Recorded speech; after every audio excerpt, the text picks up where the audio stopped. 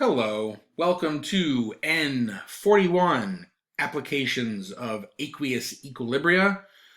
Time to get into titrations. So, getting into titrations, part one is identifying the type of titration that is occurring graphically. So, first one we're going to look at is a weak acid with a strong base. As you can see, it starts in the acid range and it's going to end in the basic range. However, because it's a weak acid and a strong base, the endpoint, also called the equivalence point, also called the stoichiometric point, is going to be above 7. Now, this point, the endpoint, stoichiometric point, equivalence point, is the point where moles of acid you started with equals moles of base that you have added. So it's the neutralization point. You have completely consumed all acid with your titrant or your base. Therefore, moles of acid equals moles of base. Very important part of a titration. If we look at strong acid, strong base, the endpoint will always be 7. Because strong acid, strong base will always give you a soluble salt and H2O, water, which has a pH of 7. Strong acid, strong base again, but this time starting with the base and adding acid, again, you're going to get an endpoint of 7. So, got to make sure you know what you're starting with, as well as what you are ending with, so you know what is going on in the type of titration that you are doing. Strong acid, weak base, again, our endpoint, equivalence point, stoichiometric point, will have to be below 7. So again, whichever combination of strong or weak acid or base you are doing a titration with will automatically tell you where the endpoint should be.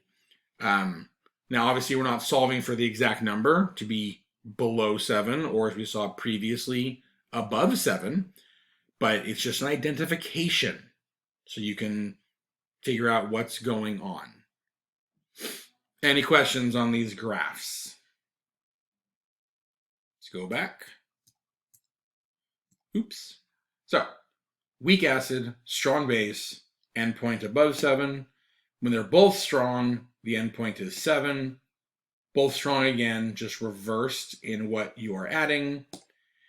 And then strong acid, weak base, endpoint is below 7. And in this one, again, you could have started with the base, the weak base, and added a strong acid. You still would have had an endpoint below 7. All right, titration calculations. There's nothing new here. You have done every type of calculation that can exist in a titration. A weak acid or base calculation, a buffer calculation, and a salt calculation. You have done them all. Oh, and including strong acid or base calculation. It's just with a titration, it kind of puts it all together. So let's look at the titration of acetic acid with sodium hydroxide. So before we even begin, we know we have a weak acid with a strong base. So at the equivalence point, we know where the pH should be: below 7, equal to 7, or above 7. Hopefully you thought above 7. All right, so our starting point is, I don't know why it's spinning, we have 25 milliliters of 0.15 acetic acid. Calculate the pH before any titrant, or sodium hydroxide, has been added. You've done this calculation before. It's just a weak acid calculation where the Ka equals x squared over 0.15. You get your answer, pH 2.78. At some point, maybe you should do it just to make sure you get this answer. All right, next step. We're going to add 10 milliliters of 0.1 sodium hydroxide to the above solution. Okay? Well, like with buffers, we have to do the stoichiometry first. Nothing new there. So here's our lovely table. I'm going to put it in terms of millimole, just so the numbers don't have a bunch of zeros in it. It doesn't change anything.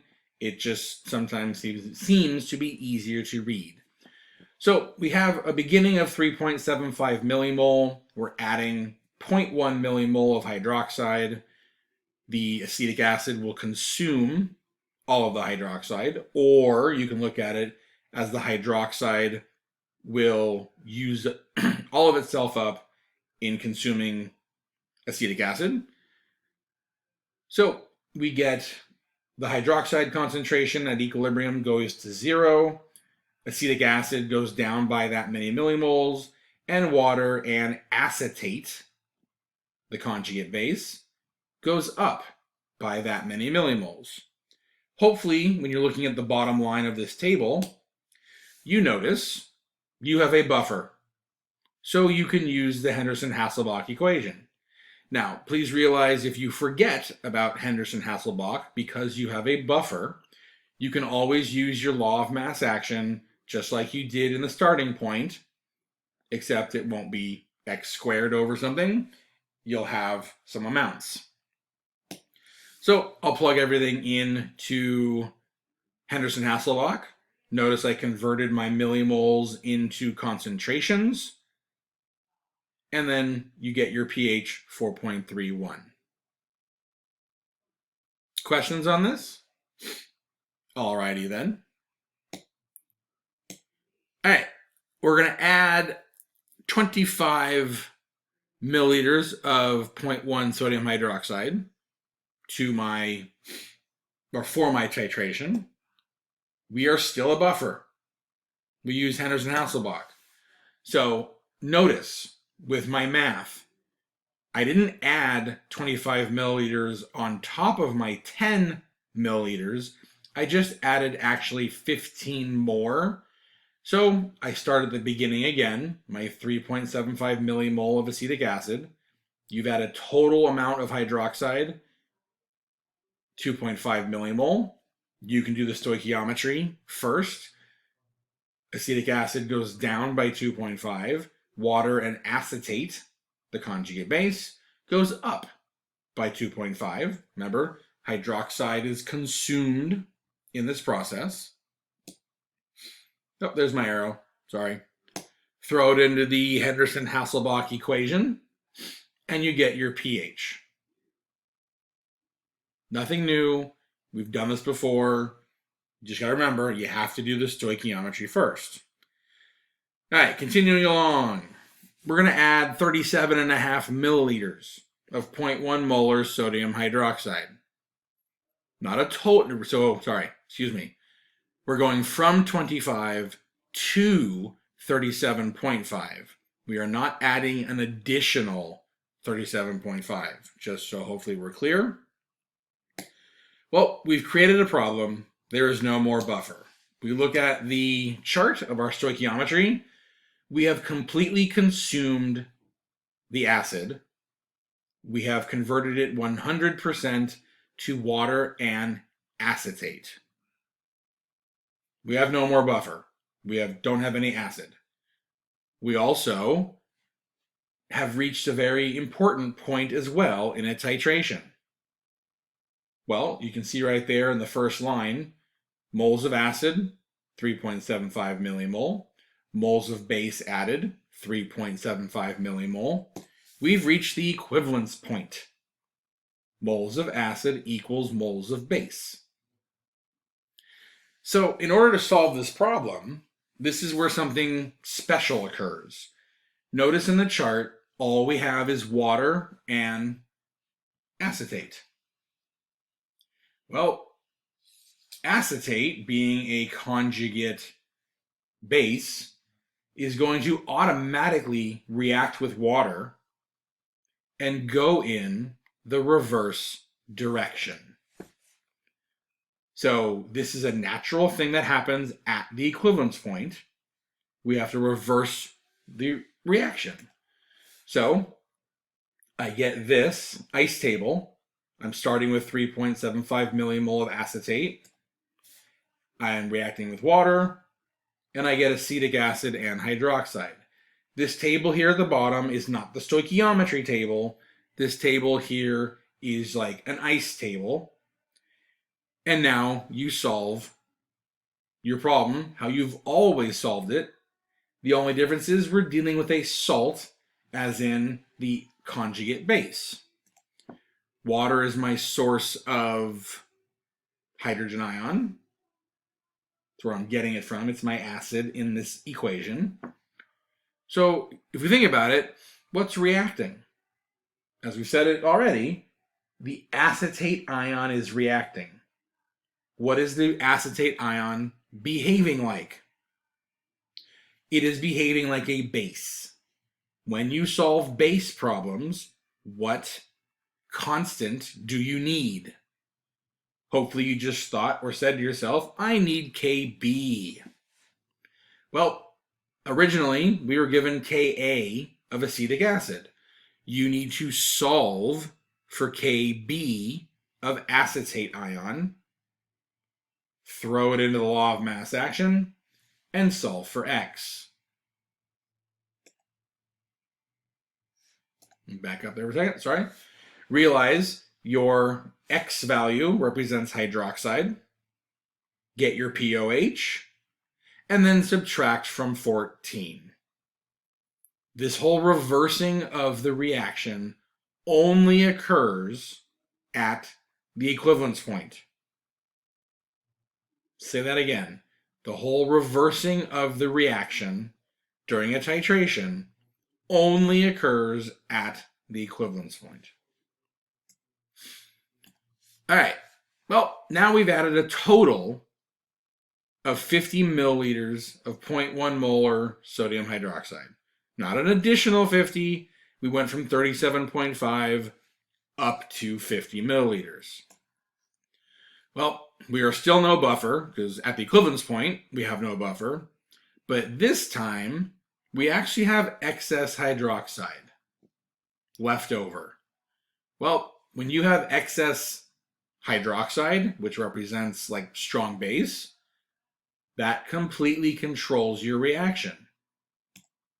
So I will just, take my millimoles of hydroxide, divide by total volume. Remember, we started with 25 milliliters of acid, and then we added a total 50 milliliters of sodium hydroxide, which gives us our 75 milliliters of total volume. Negative log, POH, solve for pH. Once you pass the equivalence point, it is this calculation every single time.